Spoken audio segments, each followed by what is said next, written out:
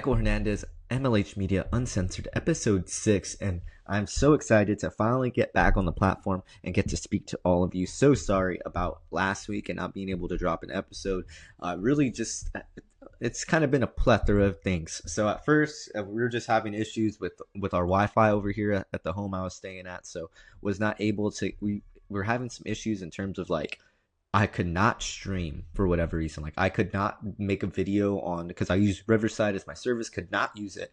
And I can only really do videos when I was at school and when I would schedule an appointment for a studio, but I can only use an hour time. So it kind of makes things a little difficult in terms of scheduling things out with guys because I don't know if you guys know this, but a lot of these fighters, they got busy lives, they got jobs, they got things to do outside of this. So in terms of an interview, I understand why it may not be the biggest of priority to them. So, yeah, sometimes, it gets a little 20-minute delay, 30-minute delay, but then that eats up into the time of me using that said studio. So it's just always easier when I do the in-home video interviews to go ahead and do them actually from my home. So it just was making a little bit of a difficult process, but was able to finally get that figured out. But once that happened on Wednesday, I actually had a visit to the ER.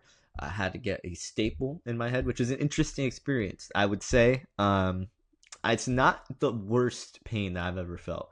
I would definitely say that. It's not like in the plethora of 10, a 1 through 10, I would say it's like a 2 or a 3. So if you guys are ever worried about getting the staple, just so you know, does not hurt. But still did have to go to the ER. Had just kind of, I don't know what it was. They say I have a thing called a vasovagal syncope, which is a medical condition, I believe. And they kind of just said it just happens with people that are active and a little bit young, heartbeat kind of drops up and down. But yeah, I just was at work and felt my head go lightheaded. And then next thing I know, I'm on the floor of the movie theater and I had collapsed and was started bleeding from my head. So it was definitely an experience. Had never gone to the ER before. I'd never really gone to the hospital. I've always been a relatively pretty healthy person, and I've been having some kind of other health issues. Had like a staph infection, as you guys know. I trained, so I had a staph infection. That was kind of a pain in the ass as well. Had to deal with that. So it's just been a plethora of things I've just been kind of adding up onto my plate and kind of all added up to where eventually had to go into an emergency room. And now I'm glad that I'm healthy and, finally getting back to things. Actually going to go to the doctors a little bit later today while this episode is going live. So very, very excited to kind of just finally have kind of a fresher bill of health, especially now going into 2025. And with all these fights going in, especially have a fight literally tomorrow on November 15th as I'm recording this video. So it's just always best to have myself in kind of the best shape possible. But hope you guys are enjoying the Michael mustache, the MLH Media mustache. I got this going for No Shave November. Obviously, I was shaving my face, and then I realized I have to keep at least one piece of facial hair. So mustache it was. We'll see how it goes. I'm not really liking it. I feel like I look like Waluigi, the supervillain from the Super Mario games. But let me know what you guys are thinking. Let me know what you guys are thinking. I want to see the love for the mustache. I want to see if you guys are rocking with it. You guys like the little the facial hair on the chin. What are you guys rocking with? I want to see what they got to say about everything. But I mean, a lot has kind of gone down since we all last got to speak. Obviously, they had the UFC card over there at the Apex, UFC Apex 100. I don't feel like there was a whole lot to talk about from that event. We did see Rainier de Ritter get a submission win over Gerald Mearshart in the third round. I mean, he kind of looked dominant throughout that whole performance. It didn't seem like that was a fight that I was like, oh my gosh, Rainier de Ritter. Maybe in the first round, there was a little bit of like, oh man, Gerald Mearshart may have pulled this out. And I was thinking he had the possibility of actually winning that fight in general. But I mean, as much as people want to bag on one championship talent, at the end of the day, like he still was a champion in that promotion. I think he's still going to be able to take out a little bit of the lower level. And I'm not saying that Gerald Mearshart is a good fighter.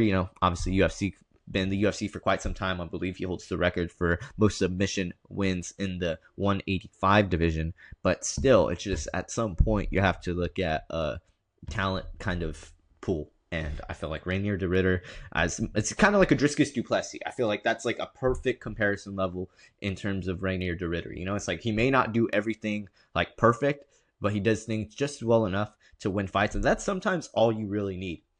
And so congratulations to obviously Renier de Ritter for getting that win, but also Carlos Prates getting a big knockout victory over there against Neil Magny. I mean, that's a guy that's really, really tough to put away, as we've seen in years past. I mean, a lot of guys have tried to put him away. Even Ian Gary had him like basically on the heels, excuse me. But it just seems like Carlos Prates was able to find that special spot kind of right near the ear and just put him out. And man, I really, really felt for Neil Magny at the end of that one because, kind of, I feel like everybody was sort of rooting against him going into this one, especially since Prates is such a hot prospect. But, Prates really did put on a great performance. He looked really, really good out there. Didn't really have any moments of that. I mean, it was a first round KO, but just any moment in that first round, it did not look like it was out of his control whatsoever. So congratulations, Carlos Prates. Congratulations to Renier de Ritter. Not a whole lot to take away really from that UFC Apex card over there last week, but semi kind of inflecting pay-per-view coming up here. I mean, we'll finally probably see the ending of the hold of the heavyweight division by Mr. John Jones. I have a lot to kind of say about that whole topic. I mean, you know what? I feel like just going and hopping into it. I feel it is absolutely crazy in 2024, like that we are changing the rules of an event because of the athletes on it. Like, I feel like that just doesn't make any sense. Like, that would be like if two baseball teams that were more talented than others decided to use the juiced baseballs from like 2020 because, oh, well, it's going to score more runs. I don't think people would look at that logically. I don't think people would be like, oh my gosh, that makes sense. Like, and people, I feel like, kind of batting an eye to this whole the new gloves being tossed out and just kind of thrown away, because I feel like that just gives UFC this confidence of not of, oh, we can do whatever we want, because I mean at the end of the day they really can do whatever they want, and they can inflict on the fighters whatever they may do. I mean, we've seen with the Venom kits, we've seen with the sponsors, we've seen them do this before in the past and other kind of varieties. But to say that they're going to like now kind of put these old gloves back into fruition because it's a lot of veterans on the card, you just know it's a load of horse shit. Like, I mean, I just feel like it's such a load of BS, in all honesty. And I get there is a lot of veterans on this card. They do have that point. I mean, Damon Jackson's on the card. You have Jim Miller. You have obviously John Jones. Stipe Miocic has not fought in the new gloves. So, I mean, I guess I get it. But it's just like, do you really need to change your whole dynamic for one event? And this is not the first time the UFC has done this for John Jones. Like, let's just make that abundantly clear. Like, this is not the first time. Originally, UFC, I believe it was 202, supposed to be over there in Las Vegas, but because of the positive steroid test from John Jones, I believe it was a picogram of whatever illegal substance that he was taking at the time, Las Vegas, Nevada, NSAC was like, we are not allowing this. We are not going to allow you to go ahead and perform and get the chance at possibly hurting another athlete when you are underneath the use of performance-enhancing substances. And with that, the UFC said, all right, cool. Well, we'll just move this event to Anaheim. And Daniel Cormier proceeded to get KO'd by John Jones, which the fight later turned out to be overturned. And it just... I don't know. Like, it just feels like the UFC has done this before for John. I mean, like, the only time that the UFC has ever canceled an event has been because of guess who, John Jones. In terms of a pay-per-view, at least, it just feels like this has been a constant pattern with the UFC, just bailing out John Jones, bailing out John Jones, bailing out John Jones. And it's like, I know he has everyone saying, oh, the duck thing, and honestly, I really don't. I see Tom's. I don't see Tom's. I see John signed in that. I see John where he says that the Tom Aspinall win doesn't bring him a lot of greener pastures, because he is right in terms of, I mean, look at what the Cyril Gane win has done for him now. Everybody was looking at Cyril Gane as that killer. He's the only guy to give Francis great competition within 5. Oh, he went to a split decision, arguably won against Francis. He was the guy that was left at heavyweight to kind of be that guy. And people are saying like Sergey Pavlovich or him, and I think Cyril Gane beats Sergey Pavlovich. Now that we've seen Sergey kind of go the full 3 rounds with other guys, I think that Cyril Gane beats Sergey. And I think arguably Cyril Gane's still probably, if not in that top 3 in that division, he's definitely in that top 5. And it just, I know he's been inactive, but people have taken away that kind of Cyril Gane win from Jones and kind of said, oh, well, he made it look really easy, so on and so forth. And if they're going to say that about Cyril Gane, I mean, what are they going to say about Tom Aspinall? And I love Tom Aspinall. I think Tom Aspinall is a great prospect. But Tom Aspinall has not gotten out of the first round. Like, he has not gotten out of the first round, guys. Like, that is something that I feel like needs to raise a red flag. And it's not because he's not a... Like, Alex Pereira has only had one, I believe, or two fights go the distance in the UFC, which was against Jan Blachowicz, and then when he went and took on Israel Adesanya that first time. And even then, I believe went to the 4th or 5th round, and he was able to get that TKO.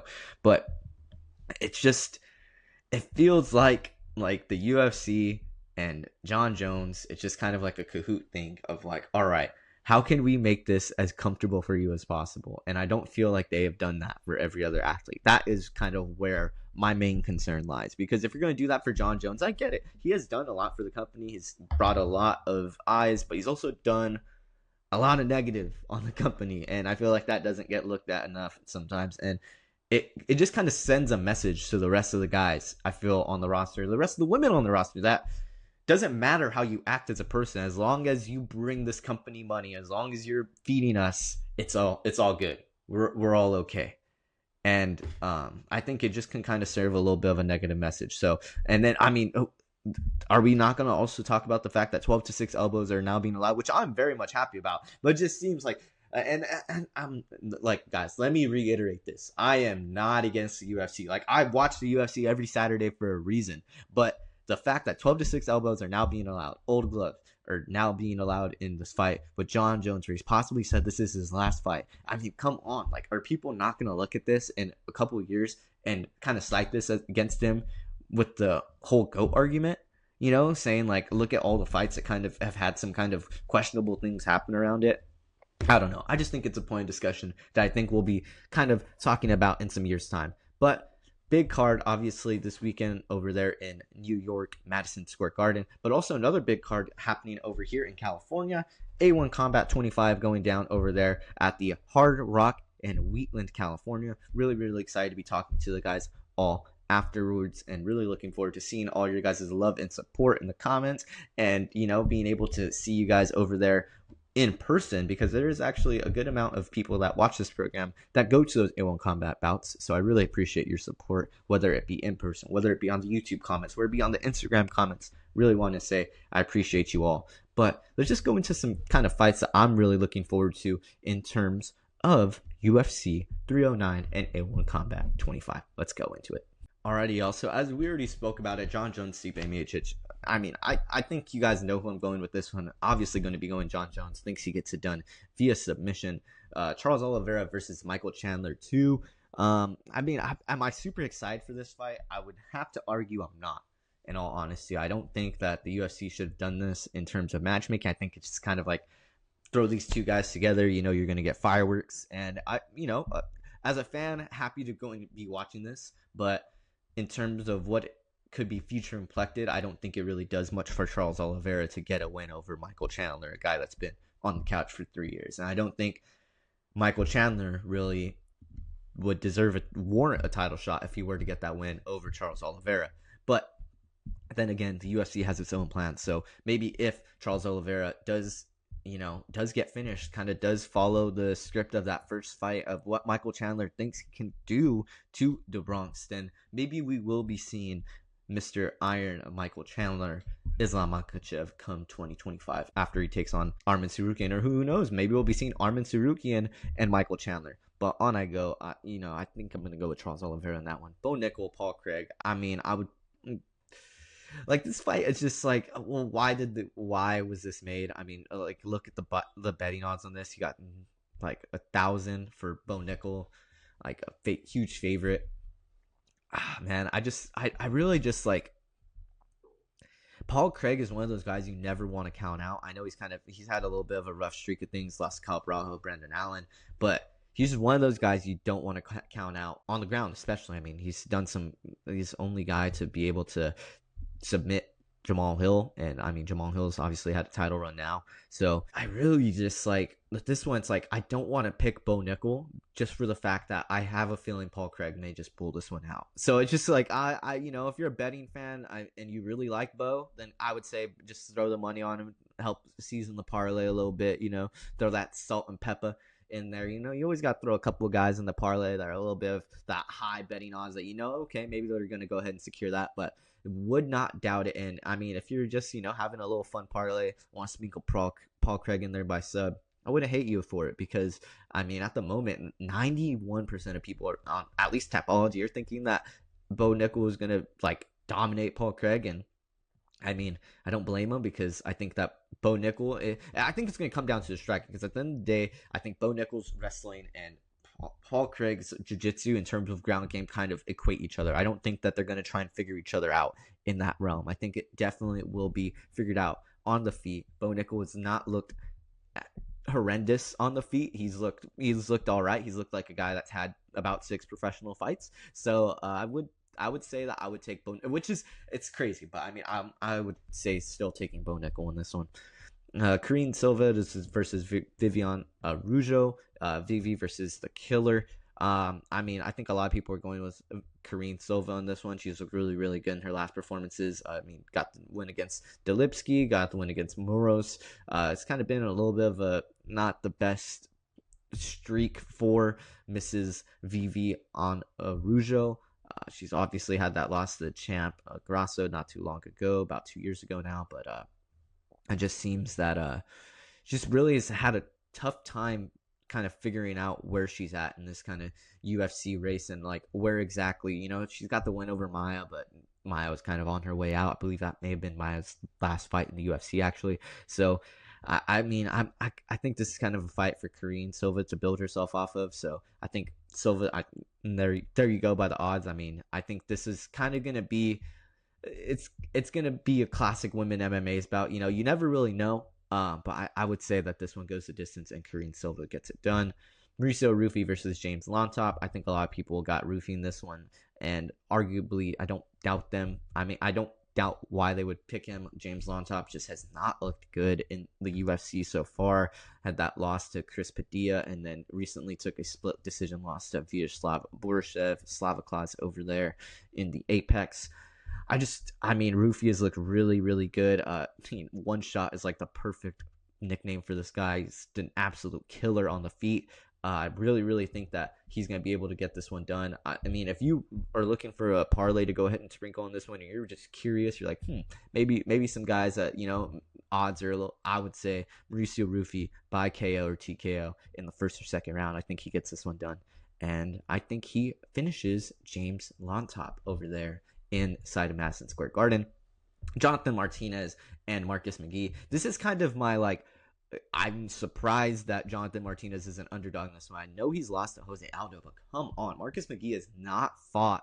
And this is not an insult to Marcus McGee, because he has looked good in the competition he has had, but he has not fought the level of competition that Jonathan Martinez has fought. Like, Jonathan Martinez has fought some of the better in terms of bantamweights in the UFC. I mean, he's fought Adrian Yanez, he's fought Said Nurmagomedov, Cub Swanson, Vince Morales. Like, I know Vince Morales maybe not the most elite of those names, but the last 4 guys I just mentioned on that list were all top 15 at some point in their career, or were on that kind of looking into the top 15. If you look at the guys that Marcus McGee has fought, I genuinely would not be able to name. The only guy I know from this list is Gaston Bolanos. That's other than that, I do not, and Luciano Ramos. Other than that, I do not know any of those guys that Marcus McGee has fought. And that's not saying that I've been watching the UFC for some time now, and I feel like for me not to know those names right off the top of my head, and me having to probably do a couple of Google searches to think of the face of that guy, then I just don't know how they could be having Marcus McGee up on the cards by this much in terms of the odd makers. And I'm just really curious why they see this fight going this way. I know that he's a little bit bigger in terms of like actual size, and I know it doesn't say it in here, but Marcus McGee is a sizey fellow. He's definitely a pretty strong bantamweight for his size. And Jonathan Martinez is a little bit of a kind of scrawnier guy. He's going to get you with the striking, but definitely very strong for 135 too. I mean, he was doing pretty well against Aldo in terms of not just letting him get dominated. Went to a decision with Jose Aldo. Like, that's not a. I feel like that's just not something to undermine here. So give me Jonathan Martinez. I think that if you're betting and you want to go ahead and make a little bit of chunk of change, and he's still an underdog, you take Jonathan Martinez. Chris Weidman, Eric Anders. I don't think anybody really cares about this fight at all. Like, and I don't even know how this fight came about. I mean, it's crazy that these two guys are still fighting in 2024. Chris Weidman didn't look terrible in his last performance. To be fair, besides from the eye pokes, which were a real big like red flag. He just didn't look like absolutely terrible against Bruno Silva. But man, this is a tough one. I'd say Chris Weidman, just because you're in New York. He's going to be fighting in front of a home crowd. Possibly could be one of his last fights if he doesn't feel the most sharp in there and he goes to a decision. I could definitely see Chris Weidman just saying, hey man, end it out on a good note. You know what I'm saying? Especially with the career he's had a lot of ups and downs, been champion at one point, had the leg break against Uriah Hall. He's kind of gone through it in terms of MMA careers, and kind of being one of those guys that's been a story and kind of an inspiration for some. So yeah, I gotta go with my guy Weidman over here, man. Going a little bit more down the card, Jim Miller versus Damon Jackson, Roberto Romero. This is a new matchup versus David Onama. Roberto Romero, not a bad prospect, man. I definitely would not hesitate to sprinkle a little bit of money on this one. David Onama has looked really good in his last couple of competitions. Got the win against JSP and then got a K over Gabriel Santos. But Roberto Romero, not a bad guy, not a bad prospect, not bad on the feet at all. The trains over there out of Team Oyama has sparked a lot of MMA talent in the past. So possibly could see this one going the distance, honestly, and Romero getting it done. But Onama does have that finishing power and has a lot of kind of hype going into this one. So I it depends on where you're at in the parlay making business. If you're going for the safe decisions, and you're really just kind of looking to make your money back, then I would say sprinkle David Onama. But Roberto Romero does not have his odds here because he was just put into this fight as of this week. But I believe if you do end up fighting him on some odd makers cards, I would not be hesitant to sprinkle a little bit of money on that one. Marcin Tybura versus Jonathan Denise, Mickey Gall versus Ramis Brahimaj, Oban Elliott versus Benson Hafez. I feel like this fight should be way more high up on the card than what it is. Oban Elliott was the underdog a couple days ago. Now is the slight favorite against Basil Hafez, who had a really good fight against Jack Magdalena. I do not know why I said James, and then got the win over Mickey Gall, who's also going to be on this card as mentioned previously. I would say Oban Elliott. I really like Oban. I got to watch him live over there at UFC 298. He looked really, really good. I would say give me Oban Elliott in this one. I think he gets it done via unanimous decision against Basil Hafez. I don't think he finishes Basil. Basil's he looked really, really sturdy, not only in that golf fight. He was taking some shots in that golf fight, but also he looked really, really good in that JDM fight. He stood a good, tough test to JDM. So give me Oban Elliott in this one over Basil Hafez. Veronica Hardy versus Eduardo Mora to go ahead and kick it all off over to there on Saturday. I would have to be put up on a pedestal if I didn't pick Veronica Hardy. And Mora definitely does have a really good chance of kind of breaking that underdog curse over there in Madison Square Garden and breaking a win off against the originally Venezuelan, but over there in Britain now, Veronica Hardy.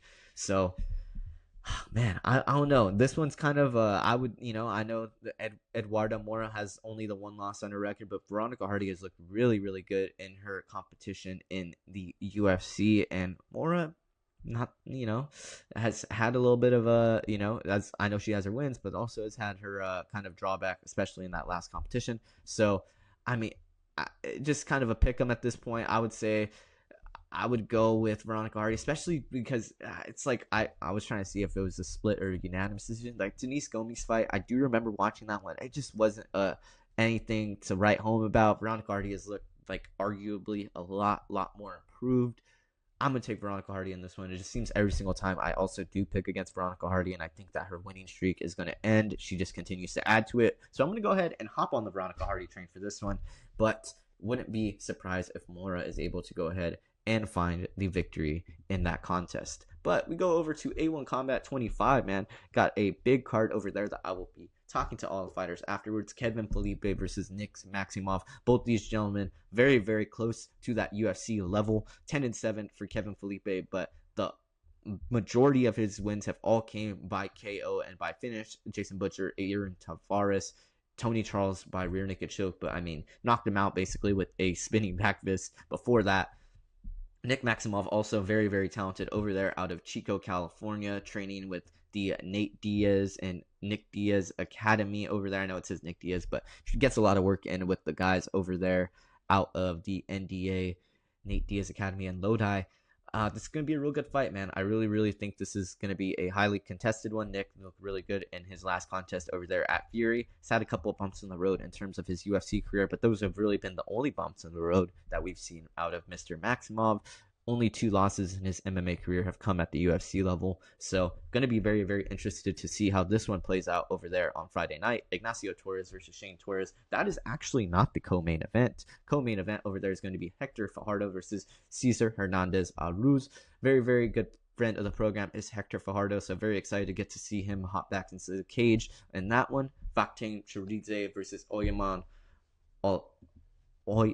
Oseyaman Oya Holland. Man, I'm really going to need to get with my guy Garrett Furtick on Friday and kind of get with him about that name, man, because I got my guy Vakhtang Chiridze. Had to go ahead and practice that one a lot in the lead up to this one, but in the lead up to his last fight against Star Charles. My apologies. And also in the lead up to this one, can't mess up if there is a possibility that I do speak to Vakhtang after over there on Friday. But he was able to get that win over Star Charles via a guillotine choke. Oseyaman has been training over there with Anthony Hernandez, with Max Griffin, with the whole MMA Gold team. So I wouldn't doubt if we see him go out there and have a very strong performance and look very like just kind of a new fighter, because I mean he has really just been working on himself in a whole different aspect. So very excited for this feature bout of the evening. Ignacio Ortiz and Shane Torres, another 2 gentlemen that, I mean, their records may not show it, but these gentlemen got some freaking heat in their hands and they're going to go at it in the cage. So I do not see this one going past 3 going into the decision. I mean, and if it is, it's going to be a whole lot of blood all over that A1 Combat canvas. So really excited to see this one go at it. Ignacio Ortiz and Shane Torres over there. I believe that is the co-feature bout night. Pedro Juarez versus Chris Fernandez will be the third pro fight of the evening, I believe, on the pro card. And then have Tyson Kuhine making his professional MMA debut against Benny Orozco. Benny Orozco, 3-1 in his MMA career, has defeated the A1 Combat champion Murali Husinov over there at lightweight. So be interesting to get to see him take on a guy in Tyson Kuhine that has a lot of hype over here in the Northern California area.